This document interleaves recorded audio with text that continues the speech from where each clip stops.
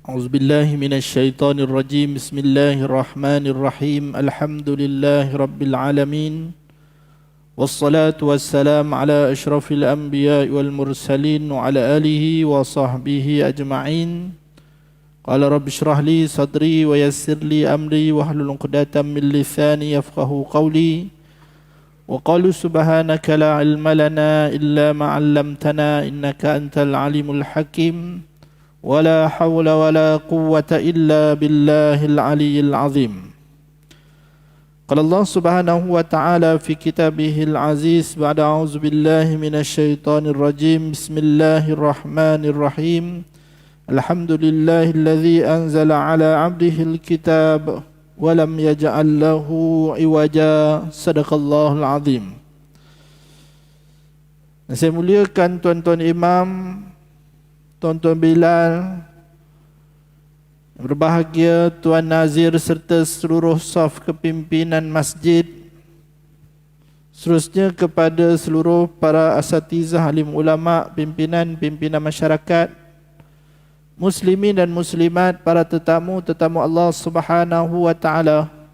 Ya Allah, beri kepada kita kesempatan, ruang waktu, taufik dan hidayah untuk kita pada malam yang berbahagia ini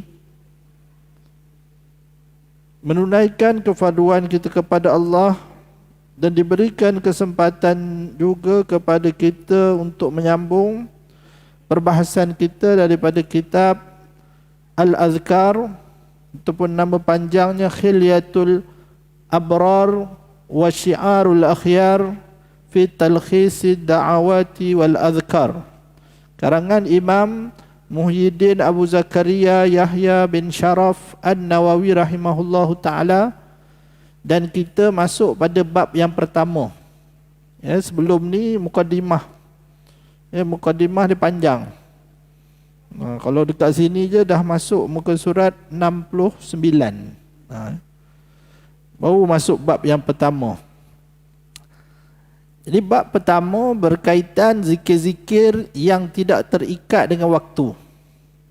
Zikir-zikir yang tidak terikat dengan waktu, iaitu boleh kita berzikir dengan zikir-zikir ini bila-bila masa, tanpa terikat, selepas tidur ke, sebelum tidur ke, nak keluar rumah ke, selepas salat ke, tidak. Bila-bila waktu kita boleh berzikir dengan zikir-zikir ini. Sebelum masuk kepada hadis, Imam An-Nawawi rahimahullahu ta'ala membawakan kepada kita ayat Allah Subhanahu wa ta'ala. Yang pertama daripada surah Al-Ankabut ayat 45. Wala zikrullahi akbar wallahu ya'lamu ma tasna'un. Dan sesungguhnya zikir kepada Allah itu adalah lebih besar, dan ingatlah Allah mengetahui apa yang kamu kerjakan. Sebenarnya ayat ini dia lebih panjang lagi, cuma Imam An-Nawawi ambil hujung sahaja. Sebelum daripada itu Allah Subhanahu wa taala menyatakan utlu ma uhiya ilaika minal kitabi wa aqimis salah. Dan bacalah apa yang diwahyukan kepada kamu daripada kitab itu, iaitu Al-Quran, dan dirikanlah sembahyang.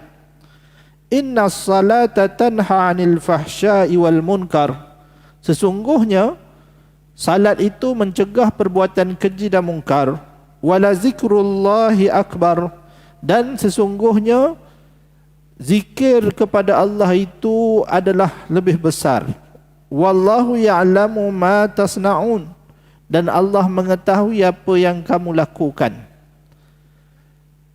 Di dalam ayat ini Allah Subhanahu wa taala menceritakan kepada kita untuk membaca Al-Quran. Baca Al-Quran. Kerana ia wahyu daripada Allah, ianya kitab Allah Subhanahu wa taala, dan dirikan sembahyang. Yang paling bagus sekali sembahyang, baca Quran dalam sembahyang. Itu paling bagus sekali. Tapi nak dapat begitu kena hafal. Qiyamul Lail tu baca Quran dengan makna dia membaca Al-Quran dalam sembahyang.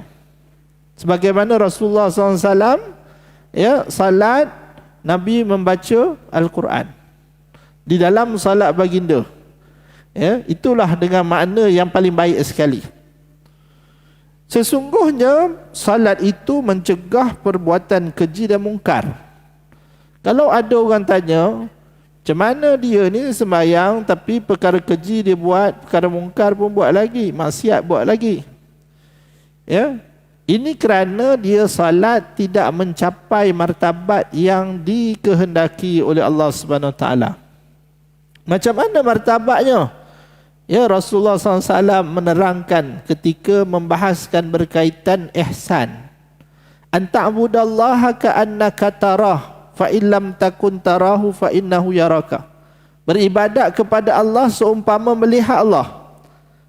Ya, jika tidak mampu tahap tersebut, kamu merasakan Allah melihat kamu. Ya, maka kalau kita salat, merasakan Allah berada di hadapan kita, kita bertemu dengan Allah Subhanahu Wa Taala, kita menghadap Allah Subhanahu Wa Taala. Masakan mungkin kita boleh buat maksiat pada pukul 3, sedang kita tahu pukul 5 petang nanti kita nak bertemu dengan Allah yang mengetahui segala sesuatu. Ya, yang mengetahui segala sesuatu. Macam mana kita nak buat maksiat pukul 11, pukul 1 kita nak menghadap Allah? Allah tahu segala sesuatu. Tapi bila kita tak rasa solat itu menghadap Allah Subhanahu Wa Taala, maka kita merasa tega, sanggup untuk buat maksiat. Kerana apa? Solat kita kurang isi dia. Ya. Luarannya ada, rukunnya ada, dalamannya, isi dia. Ya, isi dia, khusyuk dia tu. So umpama menghadap Allah Subhanahu Wa Taala tu tak ada. Ya. Kemudian Allah menyatakan wala zikrullahi akbar, dan ketahuilah zikir Allah Subhanahu Wa Taala, mengingati Allah itu adalah lebih besar. Apa makna perkataan ini? Ya, sebahagian ulama menyatakan zikir itu pahalanya besar. Ya, tinggi martabatnya di sisi Allah. Ada juga yang memaknakan dengan makna zikir itu dengan makna solat. Zikir itu dengan makna solat. Jadi solat itu besar. Ya. Ada yang menyatakan zikir itu dengan makna zikir kepada Allah dalam solat. Wala zikrullah dengan makna zikir kepada Allah dalam solat. Sebab ayat ni cerita pasal solat. Ya, ayat ni cerita pasal solat. Jadi ingat kepada Allah dalam solat tu maknanya. Bukan dia sembahyang tiba-tiba dalam tapi hatinya tak ingat Allah. Ya, tak rasa berhadapan dengan Allah Subhanahu Wa Taala. Jadi Allah kata wala zikrullahi akbar, maksudnya mengingati Allah ketika salat.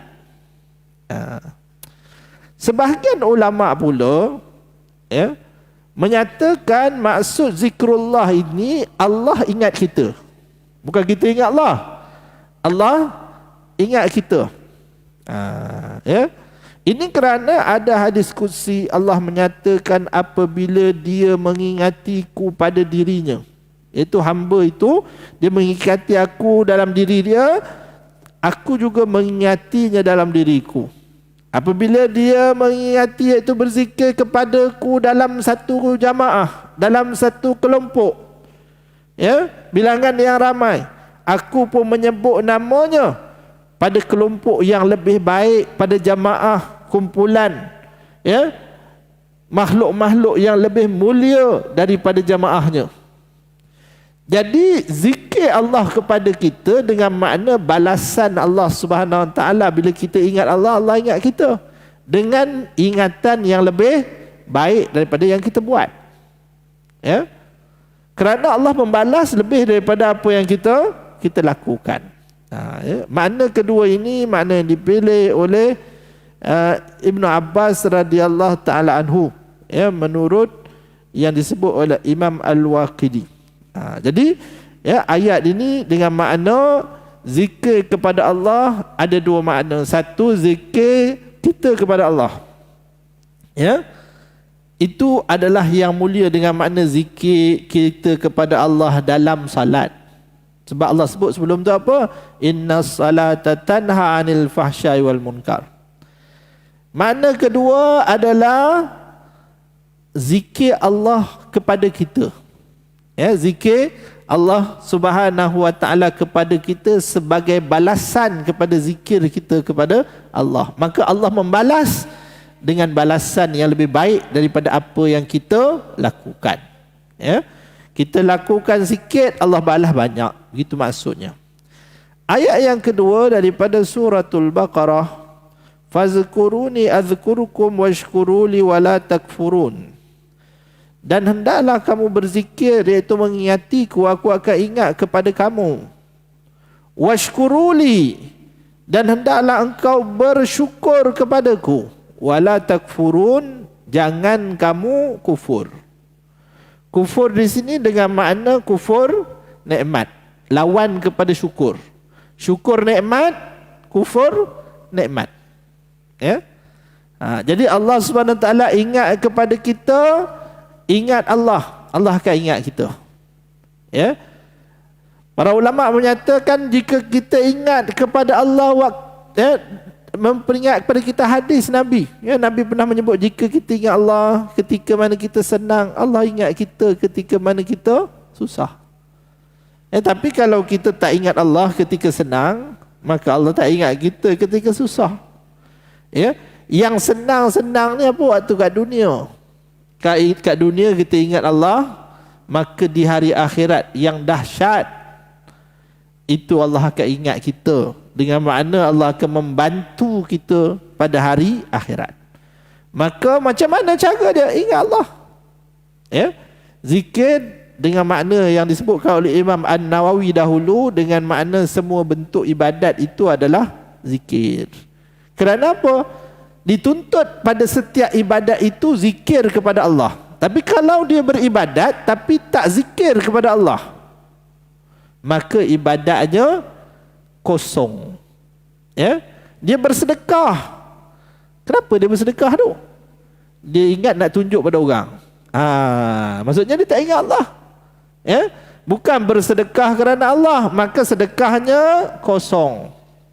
Ya, dia solat kenapa? Ayah dia suruh. Ni anak dia sebab solat apa? Ayah dia suruh. Dia tak ingat pada Allah Subhanahu wa taala. Kalau dia belajar lagi tak apa. Tapi bila dia sudah mukallaf, tak boleh. Dia kena salat kerana ingat pada Allah Subhanahu wa taala. Kalau tidak, salat dia kosong. Ya. Apa solat? Sebab orang solat, dia pun solat juga. Ni banyak time awal Ramadan. Penuh. Ya, solat tarawih. Ya, rupanya nak selfie. Bubuh dekat Instagram. Dan salat tarawih dia tulis itu. Kan? Dah selesai salat tarawih dia kata. Maksudnya orang ramai solat tarawih, dia pun solat tarawih juga. Ya. Jadi orang pun like. Dia nak dapat itu saja. Ya. Maka kalau dia salat kerana manusia, tidak ingat pada Allah Subhanahu wa taala, maka kosonglah. Ya. Washkuruli, dan bersyukur kepada Allah. Syukur iaitu berterima kasih. Perkataan syukur maknanya bahasa Melayunya terima kasih. Iaitu Allah bagi nikmat pada kita, kita balas nikmat itu. Ya, macam mana nak balas? Dengan ibadat kepada Allah Subhanahu wa taala. Ya, tapi kalau kita gunakan nikmat itu untuk buat maksiat, itu namanya kufur. Ya. Allah bagi tangan kepada dia, tangan diguna buat maksiat.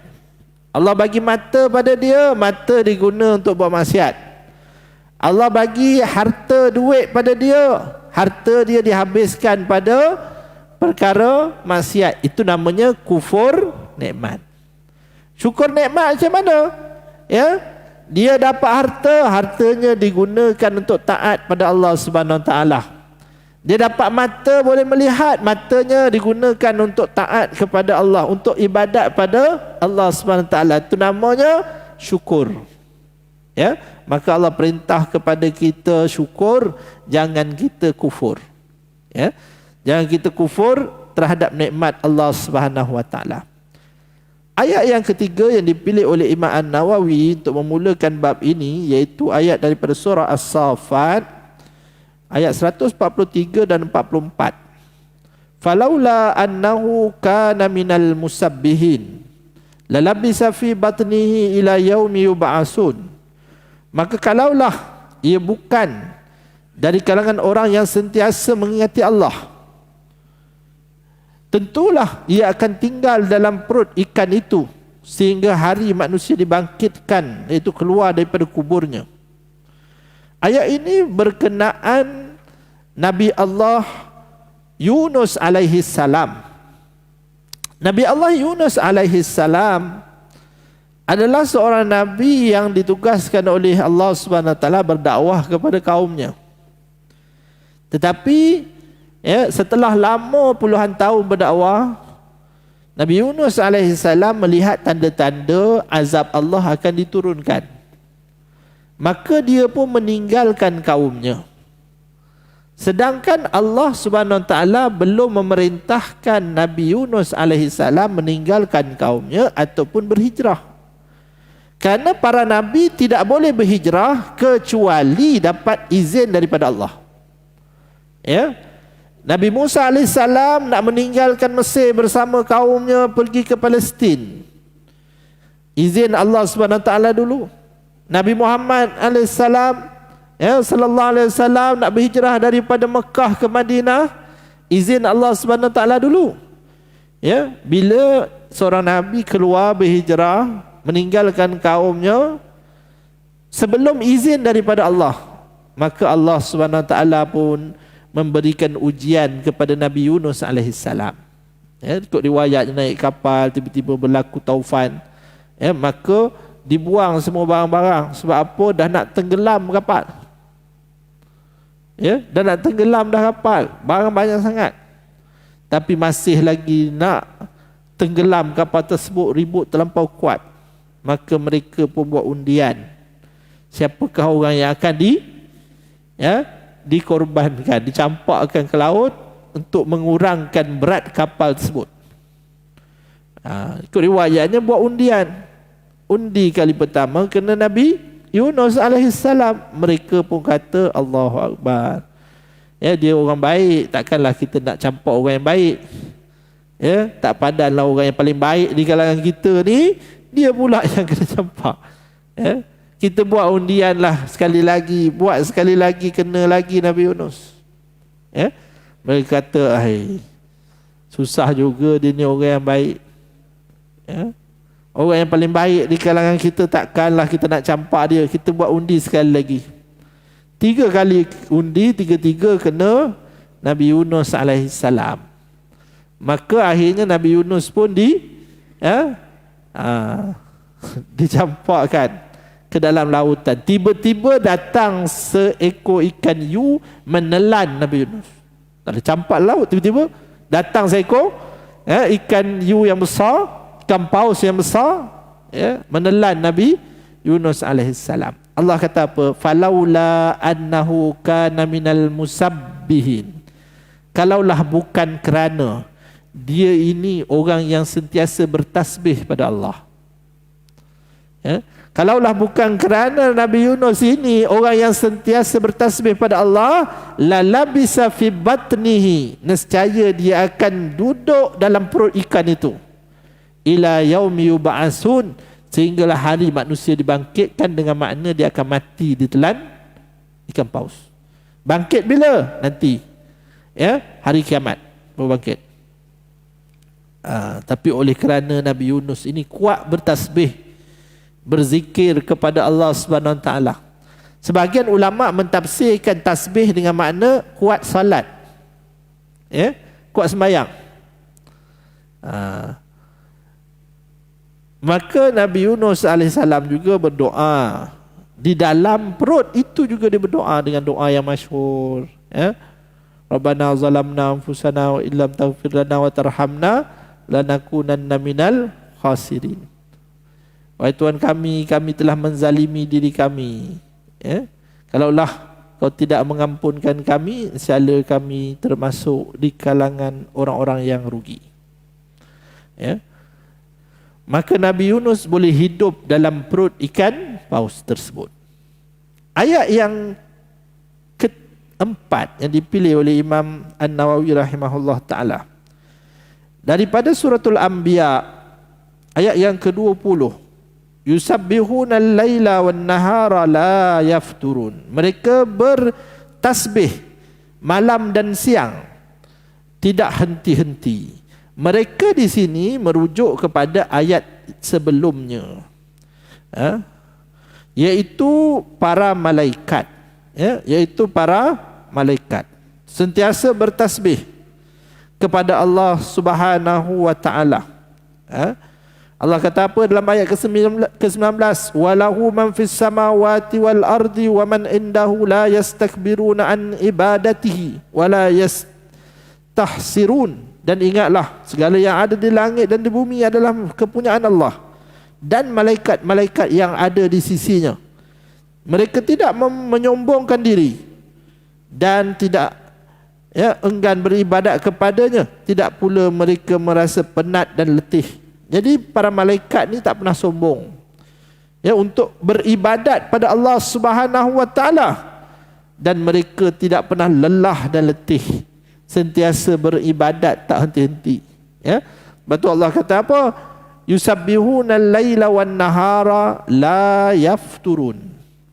Bertasbih pada Allah siang dan malam. Tapi kalau bahasa Arab dia malam dulu. Laila wan-nahar, malam dan siang. Bahasa Melayu dia tukar. Orang Melayu sebut malam dan siang. Siang dan malam, siang dulu. Kalau orang Arab, malam dulu. Dia sebenarnya betul malam dulu. Sebab kita raya malam dulu. Bukan raya siang dulu. Ke raya siang dulu. Puasa nanti, tarawih dulu baru puasa. Bukan puasa dulu baru tarawih. Dia malam dulu. Bahkan kalau ikut kalender Masihi sendiri pun bermula hari pada 12 tengah malam. Jadi malam dulu.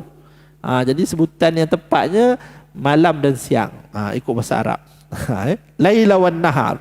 Ada pun kalau orang Melayu sebut siang dan malam. Siang dulu. Tak tahulah dia ambil reference dari perujukan daripada mana sebut siang dulu.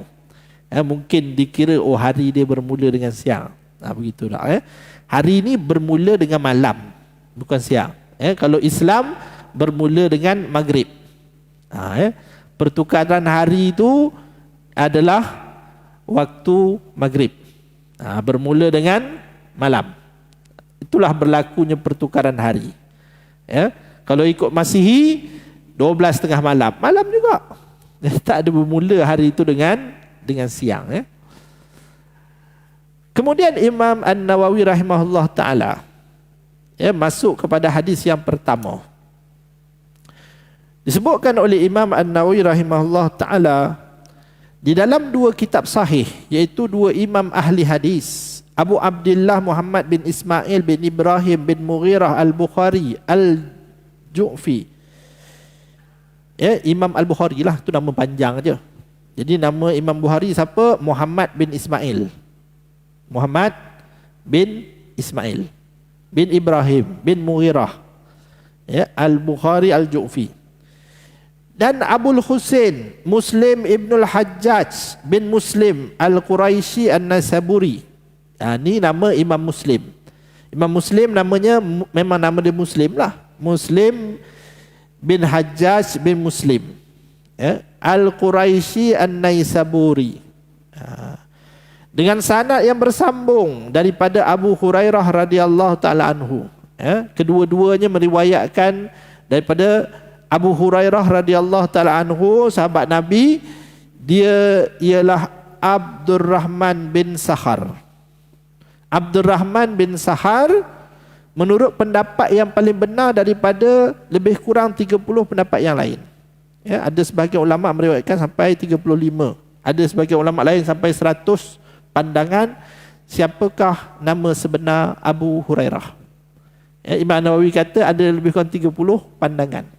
Ya, ini yang paling popular, nama Abu Hurairah. Siapa dia?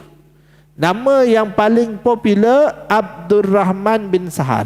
Ya. Ada lagi 30 pandangan yang lain. Siapa sebenarnya nama Abu Hurairah? Kenapa tak diketahui? Sebab gelaran Abu Hurairah itu terlampau dominan dan popular sampai orang tak ingat nama sebenar dia. Ya. Gelaran itu diberikan oleh baginda Rasulullah sallallahu alaihi wasallam kepada Abu Hurairah. Kerana suatu hari Abu Hurairah ni dia duduk bermain dengan anak kucing. Hurairah maksudnya anak kucing. Ya. Hurrah, kucing. Hurairah, tasghir. Ya. Kalau dah belajar saraf, belajar bahasa Arab, dia ada tasghir. Kita boleh kecilkan perkataan tu. Dengan makna kecil. Kitab, kutaib. Kutaib maksudnya kitab kecil. Hurairah makna kucing kecil. Kucing kecil. Bapa si kucing kecil. Kenapa Abu Hurairah ni suka main dengan kucing? Kemudian bila Nabi lalu, Nabi nampak Abu Hurairah. Abu Hurairah nampak Rasulullah datang. Maka malu dia. Dimasukkan kucing itu ke dalam lengan jubahnya. Masuklah lengan jubah ni. Nak sorokkan kucing dia. Kemudian bila Rasulullah SAW sedang bercakap dengan Abu Hurairah, tiba-tiba keluar kepala kucing itu. Itulah riwayat ceritanya. Keluar kepala kucing. Maka Nabi pun gelar Abu Hurairah, bapa si anak kucing. Melekat nama tu sampai orang lupa nama betul dia.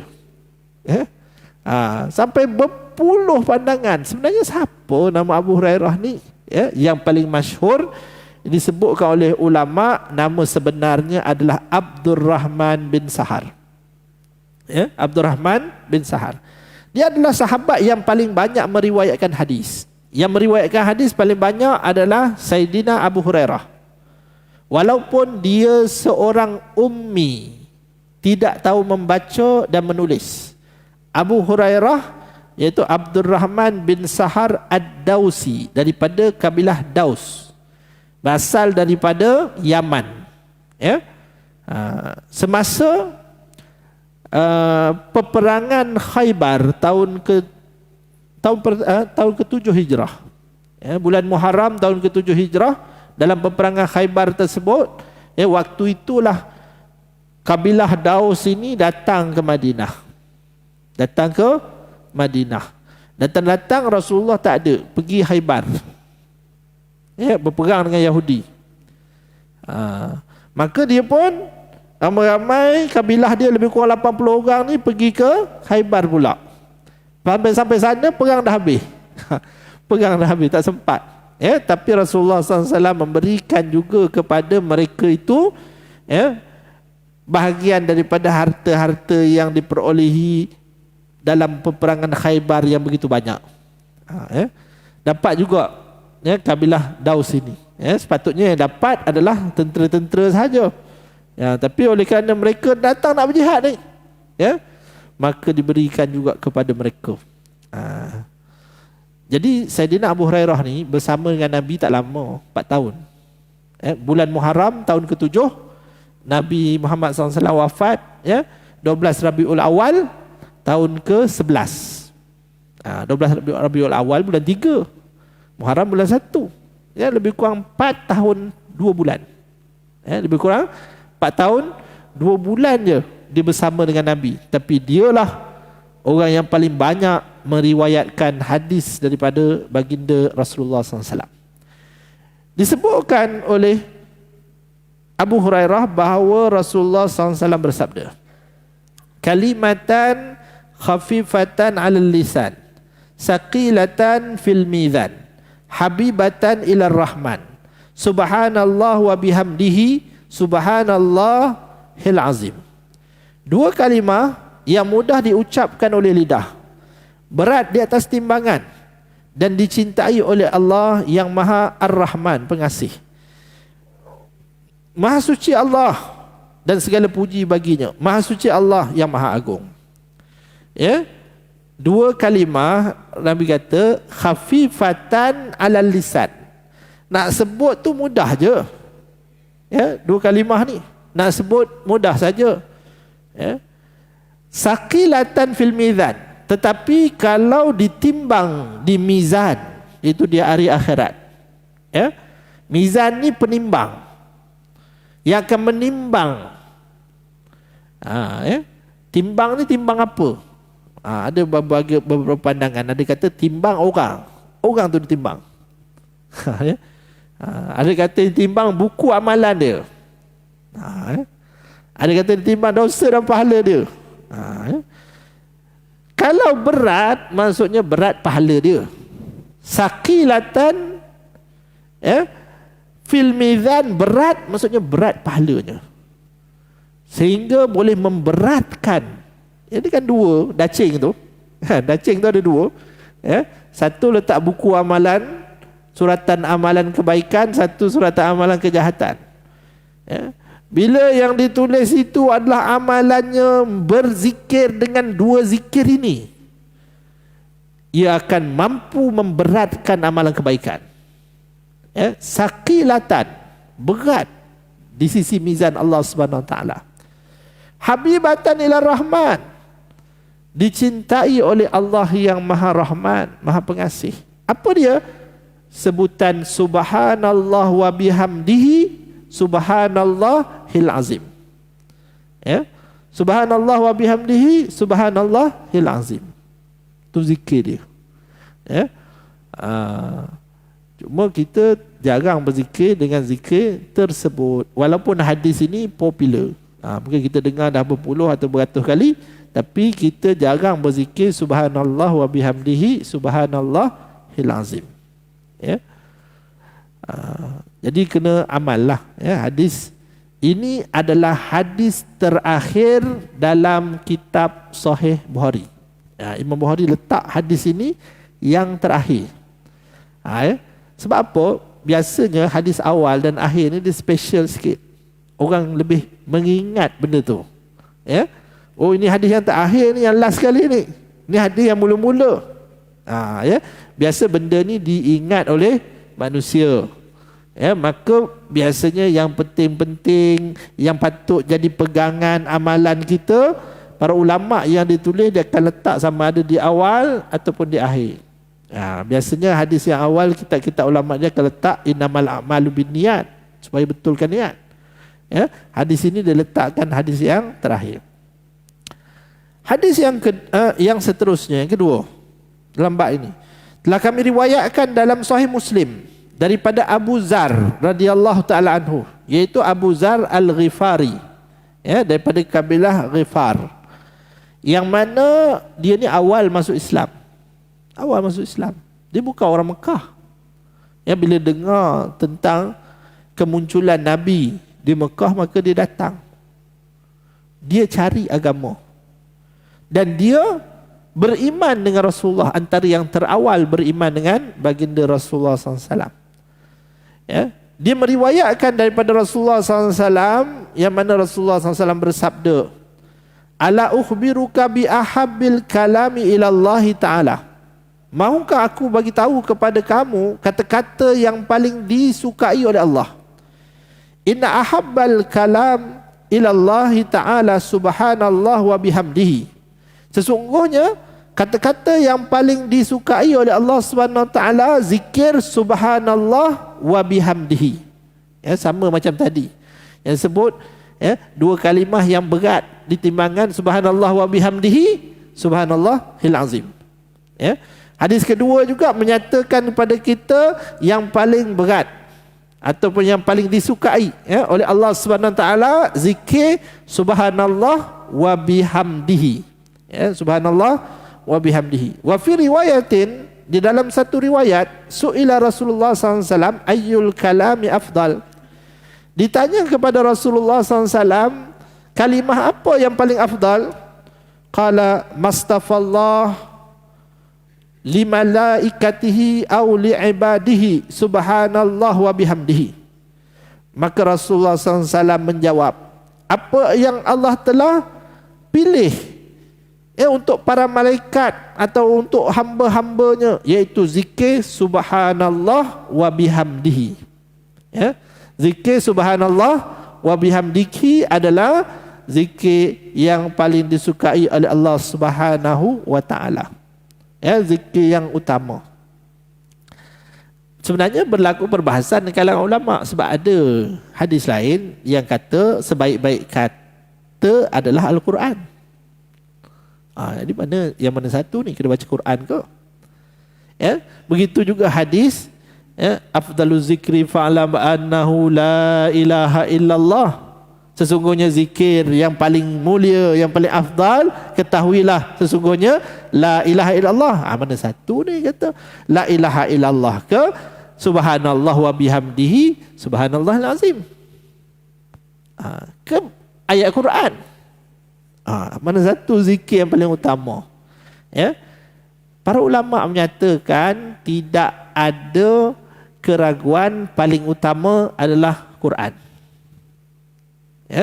Kalau nak sebut Quran dengan yang bukan Quran, Quran adalah lebih utama kerana dia adalah kalamullah, kata-kata Allah. Tapi ada pun dalam bab zikir yang kita nak memperingati Allah Subhanahu Wa Taala, mana yang paling utama?